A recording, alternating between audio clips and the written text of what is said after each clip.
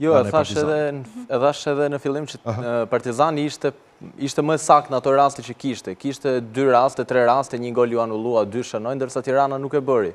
Por që e ka ndryshimin Tirana nga janari, po flasim nga merkatoja, deri më tani patjetër që e ka, dhe në 6 javët e fundit është një nga skuadrat më në formë. Përtej derbit që po e bëjmë Tiranën sikur luajti derbin sot, pa dhuruar asgjë në fushë, sikur hyrje dërzuar u mund dhe doli, po faktikisht nuk ishte ashtu.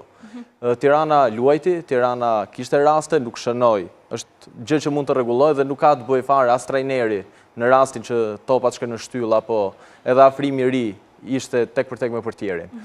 Besoj se Tirana nëse përsërit edhe 6 javë të tjera, si çka bërë këto 6 javë, do jetë mesin e tabelës, sepse është një llogari shumë e thjeshtë. Në 5 javë, duke hequr derbin, Tirana ka marrë më shumë pikë se sa kishte marrë të paktën në 15 javë kampionat. Kështu që është edhe një fazë për të luajtur, pak më shumë se një fazë dhe gjithçka është e hapur.